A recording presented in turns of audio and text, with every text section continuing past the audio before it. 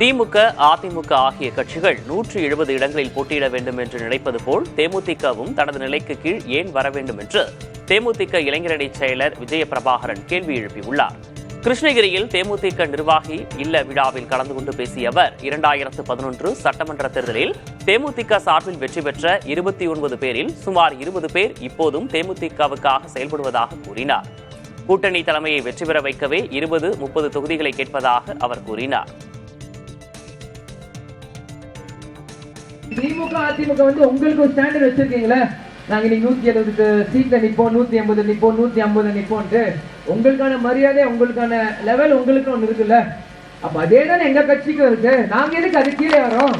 2011 கூட்டணி வச்சோம், 29 எம்எல்ஏ, அந்த 9ல இருந்து 10 எம்எல்ஏ நம்ம விட்டு போயிருப்பாங்க. இன்னைக்கும் அந்த 20 எம்எல்ஏ குறைஞ்சி நீங்க தேமுதிக நிக்கிறாங்களே, அப்ப அந்த எம்எல்ஏ வாழ்க்கையை நாங்க பாக்கணும்ல. அந்த 20-30 தொகுதியை உங்களுக்கு கொடுக்கிறது நாங்க ஜெயிக்கிறது இல்ல, உங்களை ஆட்சியில் உட்கார வைக்கிறது. அந்த 30-20 நாங்க கேட்கிறோம். தஞ்சாவூர் மாவட்டம் செங்கிப்பட்டியில் திமுக மகளிரணி சார்பில் நடைபெற உள்ள வெல்லும் தமிழ் பெண்கள் டெல்டா மண்டல மாநாட்டுக்கான பந்தல் பணிகள் நிறைவடைந்து மாநாடு தளம் தயாராக உள்ளது. இன்று மாலை நடைபெறும் மாநாட்டில் திருச்சி, தஞ்சாவூர், நாகை, திருவாரூர் உள்ளிட்ட 15 டெல்டா மாவட்டங்களைச் சேர்ந்த 43 சட்டமன்ற தொகுதிகளில் இருந்து சுமார் 1.25 லட்சம் திமுக மகளிர் அணியினர் பங்கேற்பார்கள் என எதிர்பார்க்கப்படுகிறது. இதில் முதல்வர் மு.க. ஸ்டாலின், துணை முதல்வர் உதயநிதி ஸ்டாலின் உள்ளிட்டோர் சிறப்புரையாற்ற உள்ளனர். 200 ஏக்கர் பரப்பளவில் மாநாட்டு ஏற்பாடுகள் செய்யப்பட்டு 100 ஏக்கரில் பந்தலும் 100 ஏக்கரில் வாகன நிறுத்துமிடங்களும் அமைக்கப்பட்டுள்ளன. சுமார் 5000 காவல்துறையினர் பாதுகாப்பு பணியில் ஈடுபட உள்ளனர். மகளிர் வசதிக்காக உணவு, குடிநீர், கழிப்பறை உள்ளிட்ட அடிப்படை வசதிகளும் தயாராக உள்ளன. தமிழ்நாட்டைச் சேர்ந்த பல்வேறு துறைகளில் சாதனை படைத்தவர்களுக்கு பத்ம விருதுகள் அறிவிக்கப்பட்டுள்ள நிலையில் அவர்களுக்கு முதல்வர் மு.க. ஸ்டாலின் தனது நெஞ்சார்ந்த வாழ்த்துக்களை தெரிவித்துள்ளார். தங்களது துறைகளில் தொடர்ந்து சாதனைகளை படைத்து சமூக சேவையில் ஈடுபட இந்த அங்கீகாரம் மேலும் ஊக்கமளிக்கும் என அவர் நம்பிக்கை தெரிவித்துள்ளார். மேலும் பத்மபூஷன் பெறவுள்ள டென்னிஸ் வீரரும் தனது நண்பருமான விஜய் அமிர்தராஜ் மற்றும் திரைக்கலைஞர் மம்முட்டி ஆகியோருக்கும் பத்மஸ்ரீ விருது பெறவுள்ள நடிகர் மாதவன் ஆகியோருக்கும் முதல்வர் மு.க. ஸ்டாலின் சிறப்பு வாழ்த்துக்களை தெரிவித்துள்ளார்.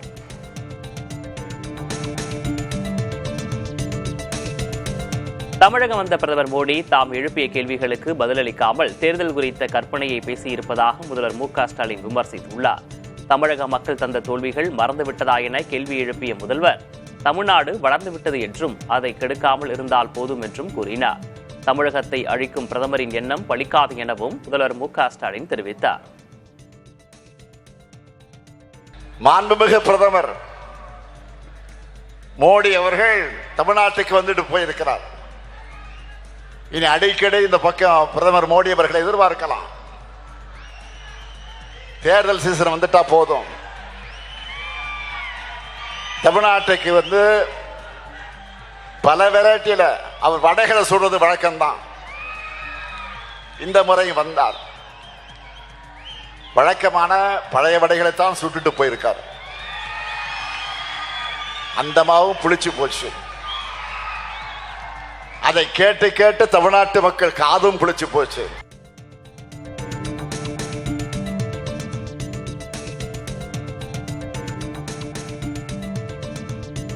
இரண்டாயிரத்து 19 முதல் அனைத்து தேர்தல்களிலும் தோல்வியை கண்டவர் எடப்பாடி கே. பழனிசாமி என முதல்வர் மு.க. ஸ்டாலின் விமர்சித்தார்.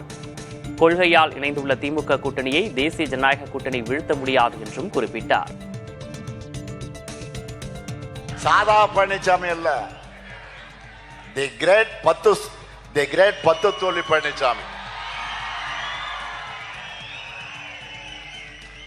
2019 இருந்து எல்லா தேர்தலையும் தோல்வியை தவிர எதுவும் காணாத மாவீரர்.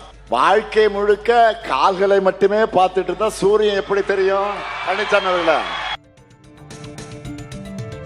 தமிழகத்தில் இனி எப்போதும் திமுக ஆட்சி வராது என அதிமுக பொதுச் செயலர் எடப்பாடி கே. பழனிசாமி தெரிவித்துள்ளார். சென்னையில் திருமண நிகழ்ச்சியில் பங்கேற்று மணமக்களை வாழ்த்திய எடப்பாடி கே. பழனிசாமி பின்னர் செய்தியாளர்களிடம் பேசினார்.